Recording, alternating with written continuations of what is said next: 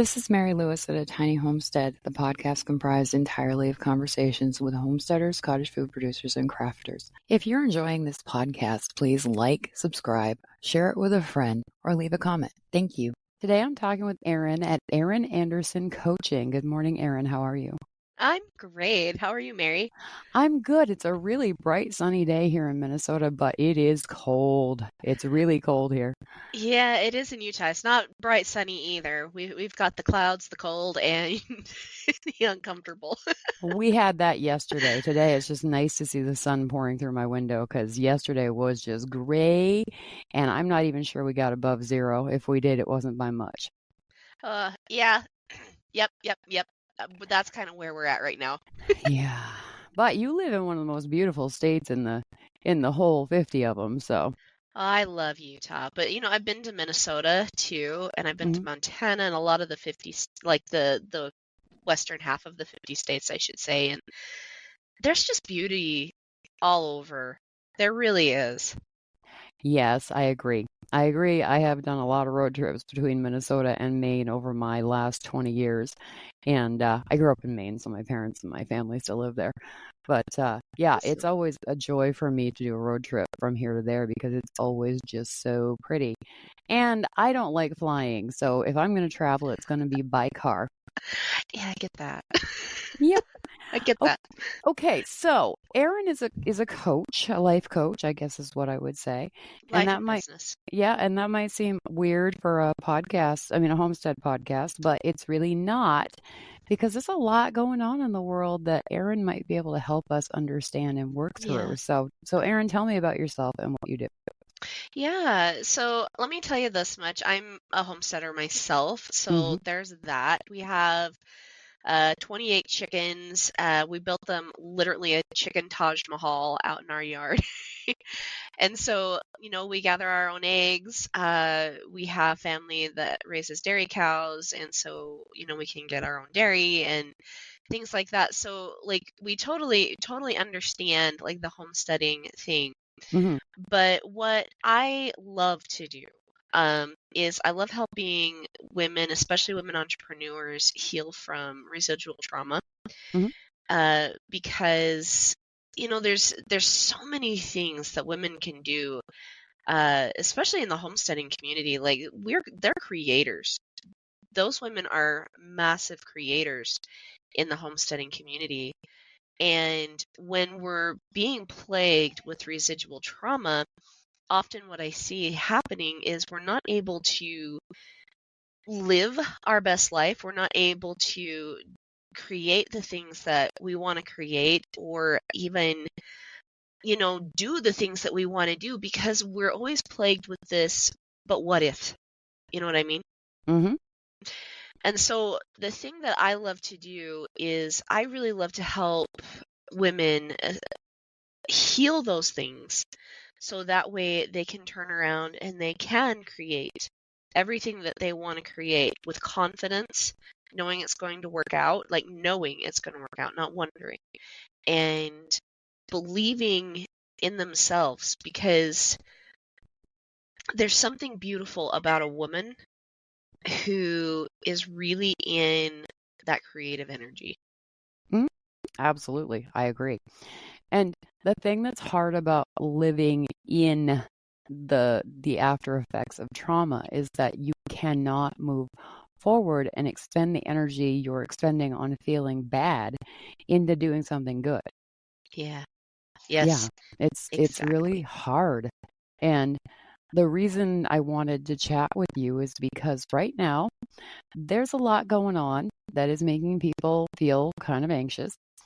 And one of the things that's going on is people who have homesteads are kind of concerned about their funding. People who have farms or homesteads or ranches, because a lot of funding comes from the government. And there's some stuff going on in the government that people are worried about. They're not going to get funding to do what they're usually supposed to do. So how do you handle that as the person who is anxious about your future? So number one, you've got to get really close with your money story, Mm-hmm. right? When you are dealing with the anxiety of, oh my gosh, I don't know if I'm going to have that funding. I don't know if I'm going to have this. And you're feeling that, there's a reason. Okay. Um, and again, like it probably has something to do with some type of trauma. There's several different types of trauma, but I would guess that if you're dealing with a lot of money trauma or these fears around money, you're probably dealing with something in childhood, Mhm. like some sort of childhood or developmental trauma, or it can also be a societal trauma. So if you think about like things happening in your community, things happening in your world view, right? And it can also be a combination of both, and most likely it is. So just simply understanding like what are the constant stories being given around you. Mhm. Now, in the US of A right now, and this is where a lot of people love to do the homesteading, right? We do have a really big story out there about money and how money is scary, money is not showing up. We're always hearing about the low economy or scary, scary, scary, scary things, right? Yeah. Now, I want to say that it's not like those things aren't real, okay? But our challenge is not always just to live in the fear, but it's actually to check out of the fear, Mhm. right? And you need to understand first and foremost, like what it is you want to create. So we're hearing, okay, I want to create this homestead. Well, what does that homestead look like, right? What are the funds you're going to need to do that? But the real thing that I want to hone in here is what stops us is the belief that you can't create that money, Uh-huh. that you have to rely on the government, that you have to rely on someone else to bring that money in. And the truth of the matter is, you don't. I mean, if you take a look at Mary right now, and I have no idea what you're earning every year or even every month, Mary, but We'll just use you, me as an example. Yes. yes, we're just going to use you as an example, but Uh-huh. you have a passion about homesteading, Uh-huh. right? This is why you started your podcast, Absolutely. Yes. right? And people are listening, right? And when you get people listening, that's called a lead. That's called somebody that's a follower, Yeah. right? When you're getting leads, when you're getting followers, that's a type of relationship. And it's from those types of relationships that we create cash influx. And it's usually a fairly consistent type of cash influx if we are consistently making great offers, right? Uh-huh. So, what I'm saying here Uh-huh. is if you're a homesteader, well, guess what? You are probably somebody in a great big huge group of people that has information that that entire group needs. If we're sitting here talking about like the economy going bust, if we're talking about all this fear, well, guess who the people are going to want to listen to? Homesteaders. Uh-huh. Yes, absolutely. Keep talking. Yeah, right? Because what are they asking for? They're asking for self-sustainability, right? You guys have something valuable to offer.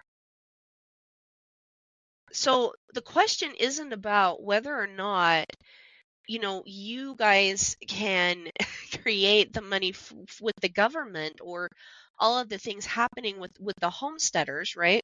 Mhm. The question is what connections, what relationships do you need to create and how can you serve them, right? Mhm. Okay, that brings up now the second piece of this, okay? You need to ask yourself, does that light you up? Does that excite you? If not, okay, that might not be your thing. So what is it that does light you up? What is it that excites you? What gets you happy? Like, obviously, like I'm sitting here, I have just talked now for the last 6 minutes Mm-hmm. straight about creating money, healing your stories, right? I'm passionate about this stuff. Guess what happens because I'm passionate? People love what I have to say. They connect to that passion. It's a trust building exercise for them. People buy from people that are excited about what they have to offer. They buy from people that are well versed in what they have to offer. It creates trust, right? Mm-hmm. Yep. And so we're told too, like people buy from those they know, they like, and they trust, right? And so when again we find that piece that we really, really love, so like maybe your thing is chickens, right? And you are really good at raising chickens. You're really good at making sure that flock is just the happiest. Maybe they're out in the barnyard right now doing some sort of tap dance for you, right? Like you got that piece down. Uh-huh. Well, how many people are starting their own flocks right now, right? How Mm-hmm. many people want this type of information? If you guys listen to Revolution, it's a podcast all about like how to connect with your rooster. Oh, Right? ROO. Yeah, ROO. No. Okay. rooster. Yep. Yeah, right? Revolution. Got it. Revolution, right? Yep. Because a lot of people are out there, they're like, I don't know how to deal with this rooster. He's super aggressive. He's like trying to kill me every time I walk outside. And there's a lot of misinformation. Well, guess what? These homesteaders figured this out, and they also figured out how to connect with their roosters. So what did they do? They created a podcast, they created a course, and they're making really, really good money. They are very well known. These people, I think it's like Sarah and her husband Okay. are the ones that created the Revolution podcast, right? And because of that, they're creating income for their sustainability. The thing we run into when we are worried about what somebody else can give us is that we are putting our safety in the hands of someone that may not be able to provide it. Mm. Okay? Again, that comes back down to your trauma stories. And I'm not saying that you have to revisit like really painful trauma. Studies have shown that that's not something that's really helpful all the time. But you do need to be able to decide what your story is going to be now. Right? Yes. Absolutely. Yes. And check into that. Lean into that. What does that look like for you? Who do you Mm-hmm. need to connect to? And start working through a lot of these stories, because I guarantee, like honestly, I am kind of shocked. You know, the people that I know that are the most self-sufficient are the homesteaders, Mm-hmm. right? And so if you're worried about what the government is going to give you, I really, really would invite you right now to step back for just a minute and ask yourself, why are you feeling like you have to rely on them? Uh-huh. Right? There's something else. There's something better. Yeah. Well, the other thing that I was gonna bring into this conversation is there's a business coach that has a podcast that I listen to as well. Her name is Charlotte Smith, and she's really about farming.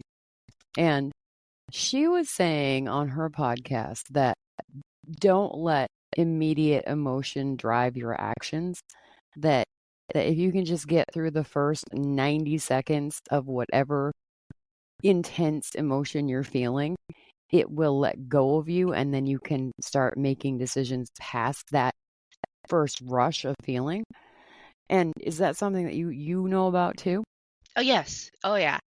So basically what she's saying is it takes 90 seconds for the hormone or the chemical reaction of an emotion to burn out of your body. Right. That's what she's talking about. So if you think about like a really, really funny joke, right? Like obviously enjoy the joke, laugh it off. Don't time it and see how long it takes you to laugh. Mhm. But they found that it takes roughly around 90 seconds for that emotion to kind of burn out of the body, unless we retrigger it. Okay. Mhm. So, if we're wanting to talk about emotional stability here, and again, emotional stability, that is a great topic for homesteaders because It sure is. it Yes. really is. You guys are very, very stable people and you love stability. And so, one of the things I would tell you is as you're sitting there in that emotion, give it that 90 seconds, just breathe through it, in through the nose, out through the mouth, Mhm. right? Give it just a few minutes, experience that emotion, experience that emotion, experience that emotion, okay? After you're done experiencing it, this is some of the questions I would have you ask. And that is, okay, what is it that I was feeling? Can I say in just a few sentences like what that emotion was? Well, maybe it was anger, frustration, sadness, guilt. There's a lot of emotions that are uncomfortable for us. But if you understand too that emotions aren't scary, they're literally the pathway between your subconscious and your conscious, right? They're there to get your attention. That's it. Mhm. And they're trying to get your attention so that way you can set some boundaries and you can create some safety actually around yourself. Emotions, especially negative ones, tend to not come up as much if we are very, very boundaried ourselves. And so when you're experiencing anger, like anger is a really great example of this, right? We might ask ourselves, okay, so I was feeling angry. Why? Mhm. Why am I experiencing anger? So we might say something along the lines of, well, I feel angry because I've been betrayed, right? I've been betrayed by my neighbor. I've been betrayed by the government. I've been betrayed by, excuse me, maybe my ex-husband. I've been betrayed. I've been betrayed. Or maybe it might be a business partner or somewhere there's some anger because of something that has happened to you, Mhm. right? Okay. So why does that make me feel angry? Well, everybody feels angry when something like this happens, right? But why does that make me specifically feel angry? I'm not asking about everyone else. I'm asking about me specifically, right? Yeah. I don't like being betrayed. I don't like it when they're not listening. I don't like having to rely on the government. I don't like. And in this process, you start to find like some really good keywords and phrases start coming up. And if you pay attention to those keywords and phrases that keep coming up, you're actually going to start noticing um, maybe what your fear or the discomfort actually is. Like, what is the actual voice of it, right? What's driving it? Yeah, really what's driving it, okay? So let me kind of give you an example from my own personal life, if that's okay. Like, I've been Sure. doing, coaching and emotional resilience and healing money stories and things like that for like the last 12 years, right? Mhm. So I've been doing this a long time. And about 2 years ago, I had somebody that I was fairly close to uh, turn around and betray me in a sense. I had something really, really distressing happen between me and another one of my relationships. And what that relationship did was inappropriate. It was not okay, right? It was actually kind of a sexual nature, not okay. Um, and I decided to create some distance between me and the other person, naturally, right? But then this other person came in to the picture and took the person that had hurt me, their side, okay? And they started calling me a narcissist. They started telling other people that I was horrible, that I didn't deserve the things that I'd had. Like, all of these really, really horrible, horrible things about me. This person was so angry because I had distanced myself from this other person, right? And I was mad. I was really mad. I was like, are you kidding me? Like, seriously? Like, how dare you? How dare you? Like, and I even offered to talk to this person that was calling me all these names and taking the other person's side of things. And they didn't want to have anything to do with me. I'm just good with words, is what they said, right? And narcissistic, and so I'm going to twist what they say. What? That's not me at all. That's not the way that I work. But I noticed I was feeling really, really angry, right? And I'm the type of person that likes to move through my emotions really, really quickly. But this time, it was sticking. And it stuck for a while. And I was like, why am I so angry about this? What is it about this person that makes me feel so angry? Right? Uh-huh. And so I got really curious about it. And I've learned some really, really great lessons about it. Like, number one, I'm Christian. Totally believe in God, totally believe in Christ. And as I started praying about like this specific situation, I started learning more about love, right? And the action of love. That doesn't mean giving this person a pass. As a matter of fact, that's not loving at all. Because people do need to learn from their mistakes. They need to learn from their actions, but it's not always my job to be the teacher. That's the point. Okay? Yeah. But I had to ask myself, do I have the capacity to still love this person? Even if it's from a distance. Can I actually look at the good things that they do? The actual good things about this person, right? Yeah. Now, that was a little bit of a pill for me to swallow because I didn't want to.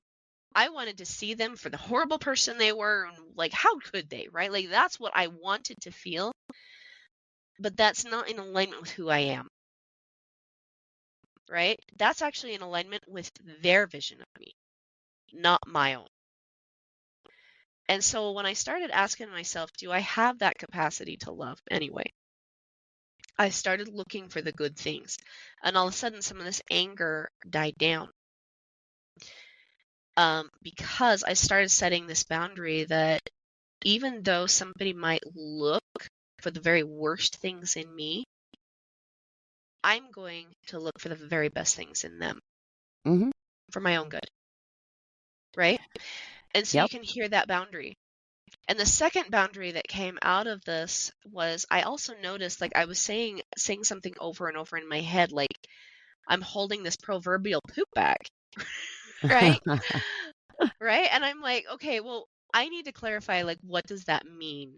Right? Well, I noticed that what I was really saying was I didn't get the opportunity to speak up. They didn't let me. And so I got thinking about that, and I was like, you know what? That's not okay. And so I sat down and I wrote a letter to this person, and I edited it and rewrote it a couple of times because, again, I really love the fact that I'm a loving person. I see the very best in people, and I also love the fact that I'm a respectful person, Mm. right? And so I want that to really come across in the letter, not for their benefit, for my own, because I'm staying in my boundary, right? Mm-hmm. And so I wrote this letter and I sent it, and I don't know if they got it. I don't know if they read it. Like, I have no idea. But all of a sudden, the rest of that anger left because I am not afraid to use my voice in whatever way I possibly need to use it. I'm not afraid. So the other boundary that came out of this was that no matter what, I choose to speak up. Uh-huh. Whether somebody else is okay with it, whether somebody else is comfortable with it, it doesn't matter. I choose to speak up, right? In whatever way I need to. And so this is what I'm saying. Like when we get really, really good at listening to our emotions and we just get curious about them, we find our divine self inside of them because they will speak to our actual inherent boundaries, right? I love being a loving person. I love valuing my voice enough to not let it be silenced. I love the fact that I'm a respectful person. Even to people that choose not to respect me, that's fine. Like, I can still be respectful because that's who I am. And so a boundary, when we're working with our emotions this way, we can actually find a true boundary, because a true boundary is never about like what another person is doing or what they're going to do or what they aren't doing even, right? Mm-hmm. It comes down to 100% who we are and what we choose to do. Yes, and since that was so much about boundaries, I'm gonna admit something. I Okay. did not quite understand that boundaries were not just about like, okay, so and so does this thing that I don't like, so I'm putting up a wall. Mm-hmm. That's not really a boundary. I mean, it is, Mm-hmm. but it's not. I don't think it's the kind of boundary you're talking about. And Mm-hmm. I also didn't understand that boundaries are something that we set up for ourselves. Yeah. If do you see what I'm saying here? Yes. And and this is why a lot of people really struggle with boundaries, is because they're not well taught and they're not well understood, right? Yeah, Kind of like yeah. what you're talking about when people are saying things like, well, I just need to set a boundary, but I feel like my boundary is being walked all over. Hmm. Well, it's actually because you didn't set a boundary, you set an expectation, Right. Yes. Thank you. right? Yes. And that's the difference. And I'm not saying like all expectations are bad, but the problem is when you live in expectation, you also live in disappointment, You sure do. I learned that one too. right? Like truly. But if you are living in intention, this is the power of the do, Mm. right? You keep the power of the do with you. I'm actually writing a book about this very concept here. It's called the 7 pillars of living the unashamed life, right? And the first pillar is actually intention, and the adversary to intention is expectation, Hmm. right? But people find, and you hear them talking a lot about like how they feel like their boundaries have been trampled on or their boundaries have been broken. But again, like I said, it comes back down to not knowing yourself well enough, actually. So I worked a lot with women in betrayal trauma, right? And they would talk a lot about boundaries. And they would say things like, well, if he looks at pornography again, then I am leaving. And I would always ask them this question. I'm like, okay, well, that sounds like a really strong boundary, but how do you plan on acting on that? Do you have the financial capability to act on that?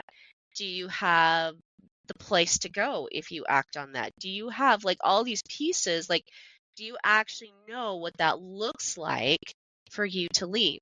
Uh, And then guess what? Husband looks at pornography again and they don't follow through with the boundary. And so all of a sudden they feel guilt. Or like husband love bombs them and then they feel guilty for saying that. And so with that boundary, quote unquote, came a ton of guilt, yeah. right? A boundary doesn't do that. A really good boundary will not leave you feeling guilty. It'll leave you feeling empowered, Right. right? And this is one of the things that I really am passionate about teaching people is it all comes down to you and how you are going to choose to respond in a way that actually makes sense to you, right? And when you get this idea of like what a true boundary is, what ends up happening is you start bringing your control back to you. You are the one not controlling the other person, because that's not like it's not possible, and it's also exhausting. but you start being able to control the right person, and that's you, and staying in your lane, staying in your boundaries, right? And not leaving those boundaries because somebody is angry or somebody expects something out of you, right? You understand your limits. And so when you understand your limits and your boundaries and who you are, and you choose to live in that lane, well, what happens when somebody else does something inappropriate is it doesn't pull you out of that lane, if that makes sense, right? Mm-hmm. So here we have, like I said, a group of homesteading people that listen to your podcast, right? And like you were saying at the beginning, some of that fear about, whether or not the government is going to help, or whether or not they're going to have the funding, or whether or not, right? This is actually one of the results of living in that expectation, right?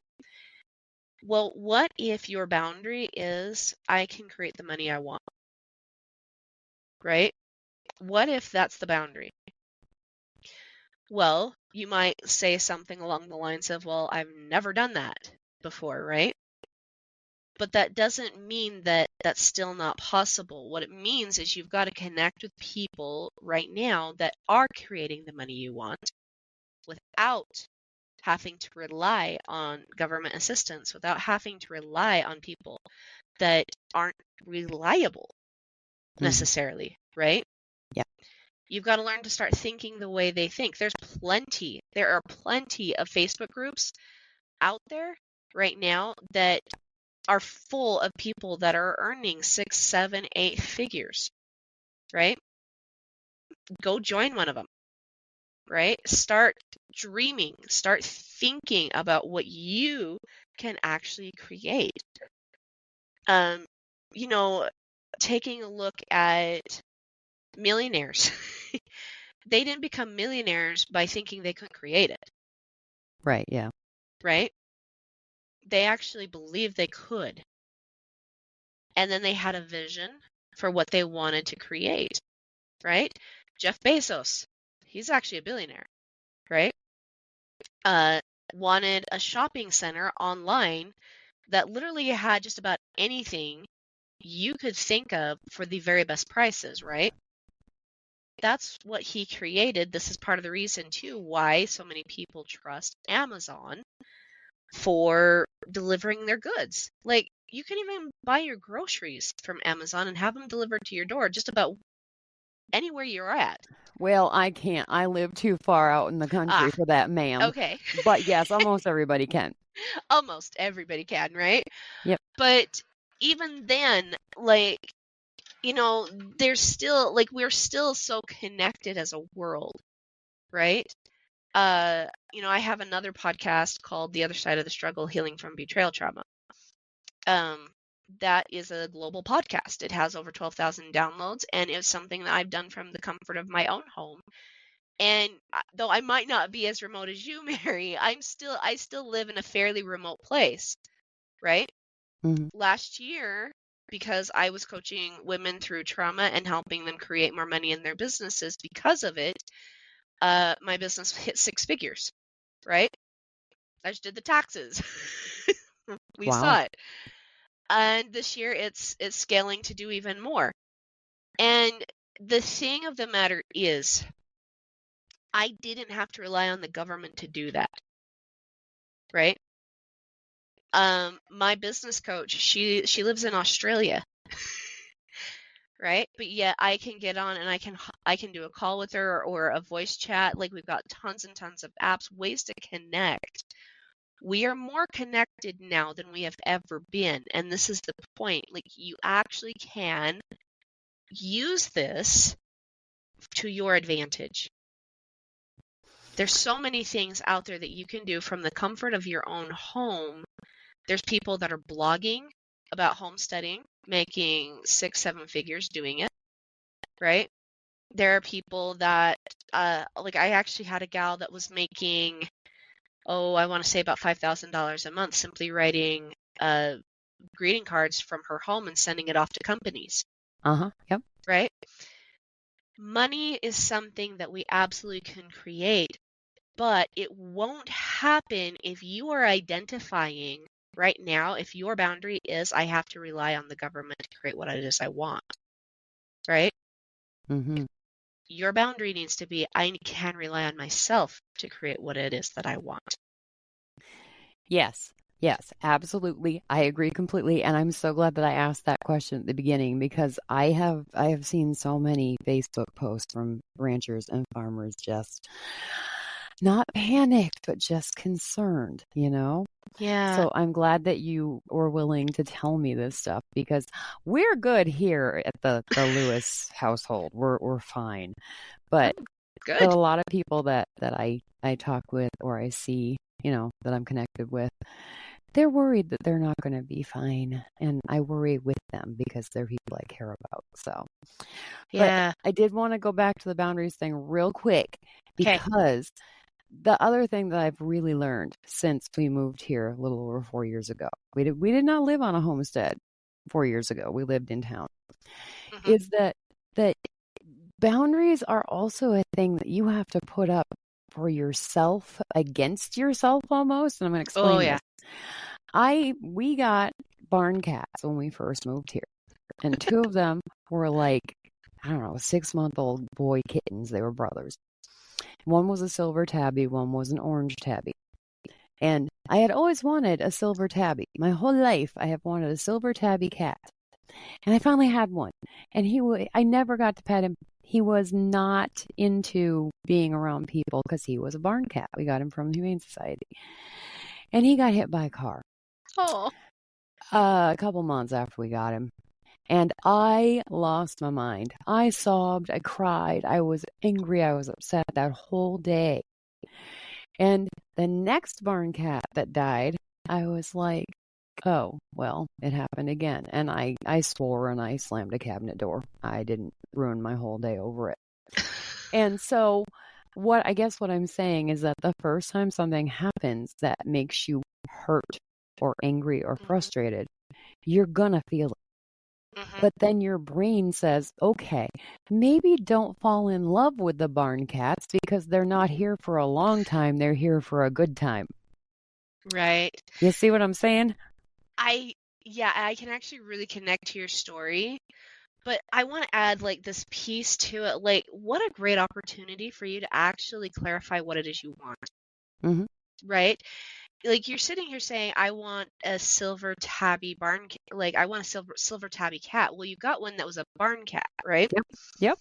So I connect to this story because a few years ago we had this adorable little dog. She was fantastic. She was so well behaved. Like if she was still here, she'd probably be sitting right here by my foot, just totally chill. Mm. Uh, just such a good dog, right? Yeah. And she literally fell into my lap. Like I'm not even joking. She really seriously did. Like uh, I had a friend that couldn't keep her anymore, and so she put the dog in my lap and said, "Take her home." Uh-huh. So Yep. So we did, and we kept her, but it ended up we had her for about 3 years, and then she passed away because um her little heart was just too big for her body. Yeah. That's what we found out, right? So she literally died of a big heart. Hmm. Um, and so we grieved over the loss of our little dog, and I went out and got another one, and because I said I just wanted a dog for my family. Well, this dog, she was cute, she was adorable, very sweet little dog, very sweet, but she was insane. Yeah. Like there was no amount of didn't matter what you did, you could not calm that dog down.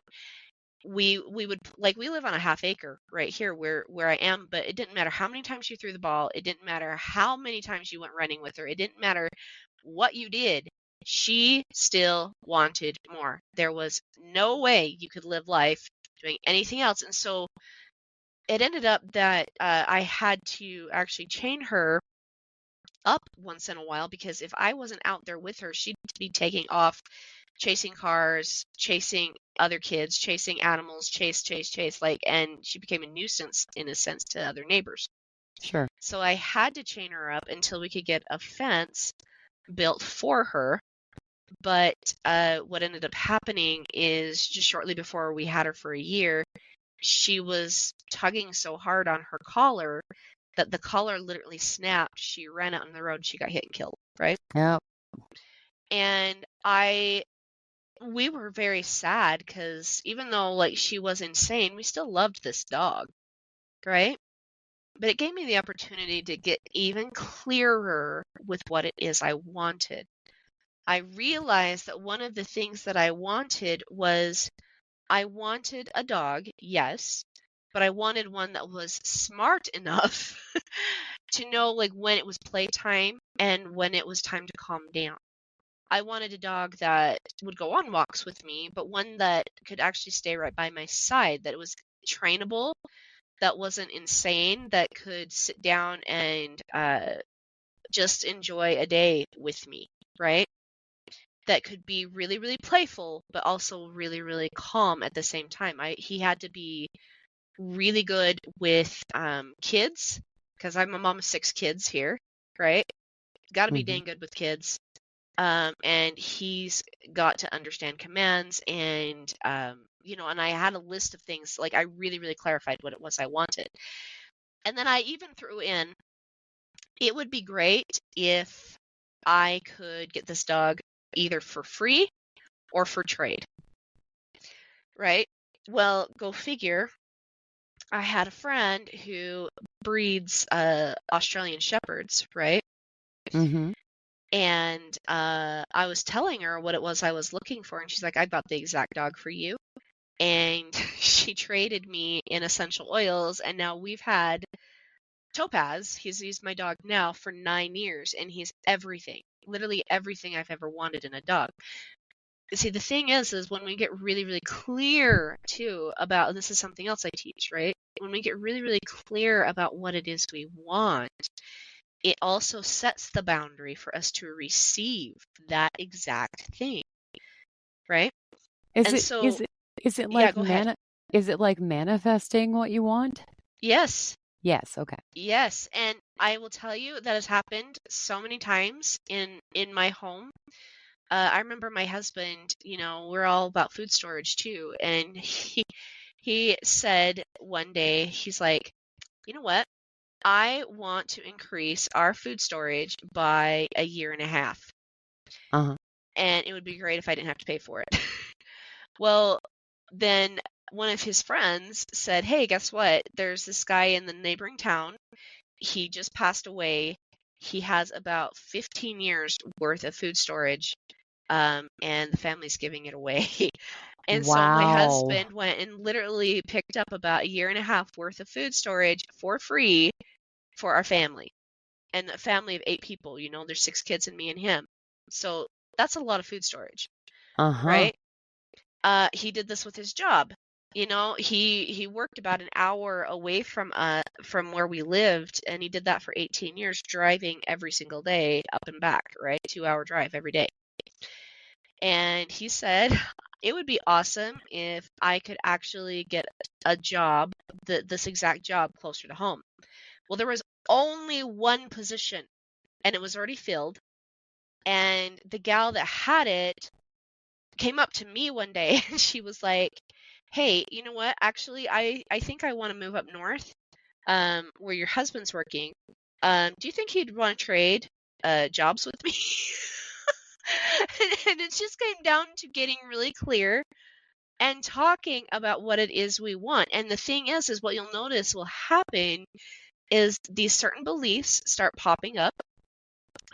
So like one of the things I've been saying recently is, I'm Erin Anderson. I'm a 7-figure business coach. I drive a Ford Explorer, and I take my family on amazing vacations, right? Uh-huh. These are the things that I'm manifesting right now. These are the things that I want.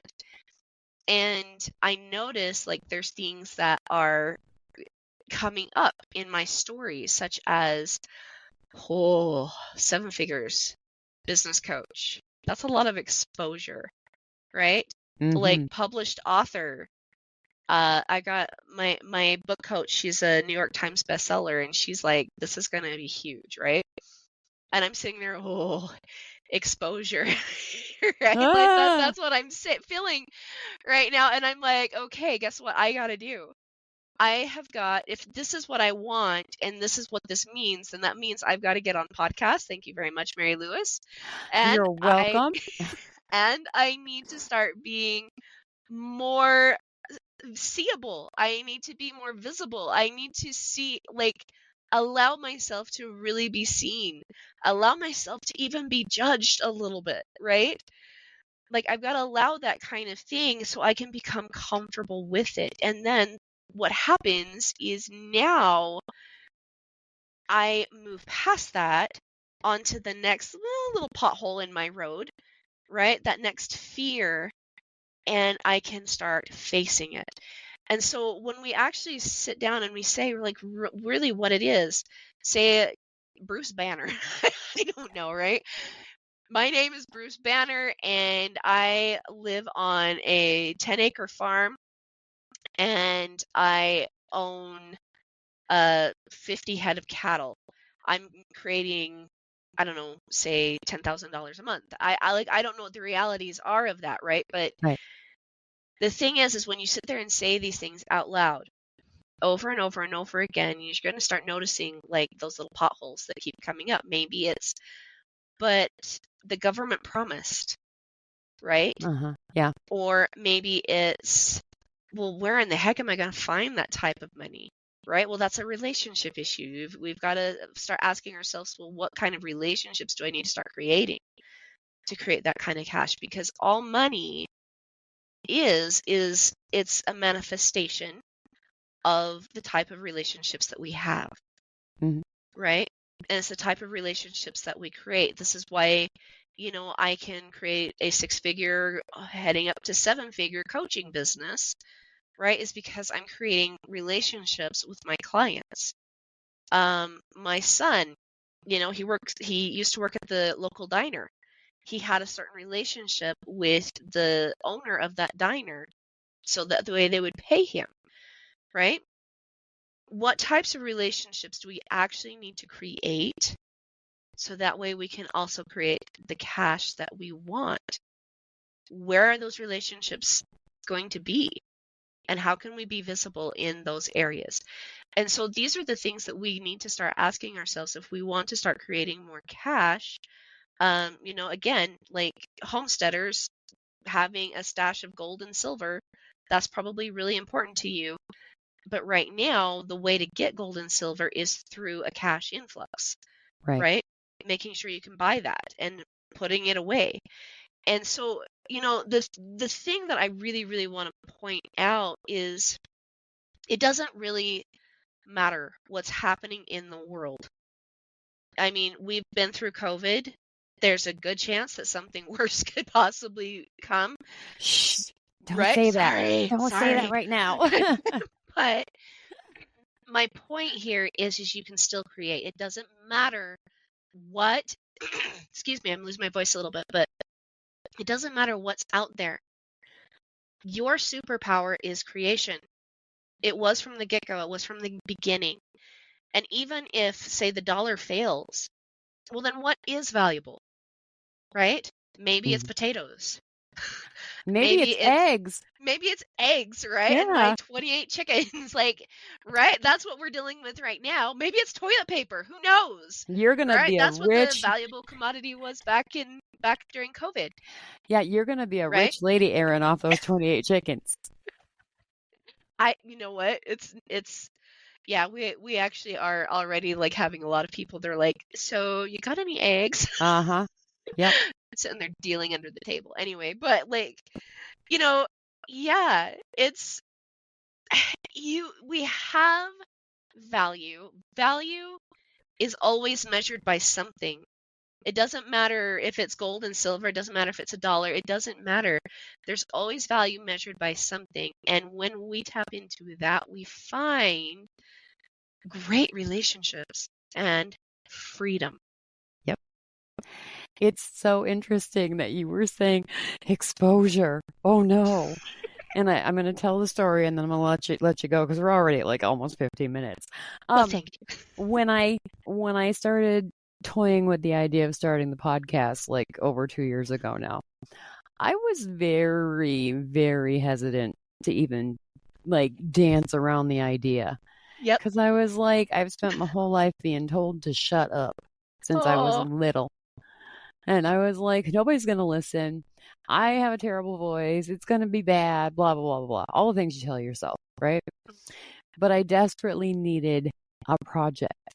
So I was like, okay, I'm going to do 3 recordings with 3 people and we'll see how it goes. That was my boundary for myself. If it doesn't go anywhere, it's okay, but maybe I'll be pleasantly surprised, and it will. That's what I did for myself. And over a year later, and over, I think, 250 episodes later, here we I are. love it. Love it. And so I really feel like fear is the great killer of everything, Yes. and hope is the great producer of everything. Yes. Yes. So, And it so is. And I can totally connect to that too because I started the other side of the struggle healing from betrayal trauma back in, I want to say 2020, 2021, around that time. And same thing, I was like, oh, exposure, right? Like, okay, but I'm doing this, and that podcast at this time has 125 episodes and 12,000 downloads, right? And then I get the soul nudge to jump ship, even though that podcast is still up, and so you can totally go listen to that. But I jumped ship, and now I'm doing Bold Hearts, Big Moves, which I because listened to this morning, and good oh, job. well, thank you. That makes me feel so good, honestly, because it's still a fairly new podcast. It's like maybe 6 months old. Yeah. But I really wanted to talk about more of this type of a thing. Like let's talk about the boundaries. Let's like talk about healing trauma, but then let's also talk about like creating cash. Okay. Let's actually open that up, And right? and dreams and hopes. And dream. Yes. And I also have to say, Mary, that my first thought of your voice, because this is a audio podcast, is, oh my goodness, like what a fabulous voice. Truly, like it's so relaxing, and it's like it draws people in, just the very tone of it. And so it's so funny, isn't it? That whatever we've been told in childhood, if we're told something enough times, long and loud enough, we tend to believe it. But it's not true all the time. Right. Actually, most of the time it's not, because until we actually get out there and challenge it, because see, I get that. I was told, as a kid, that I probably wouldn't ever be a great singer, and I've been now asked to sing in some of the greatest places in Utah. Right? I've sang on Temple Square. I've sang at a Bravenel Hall. I have a voice too for singing. We don't know until we challenge it. Yeah. And so get out there, challenge the fear.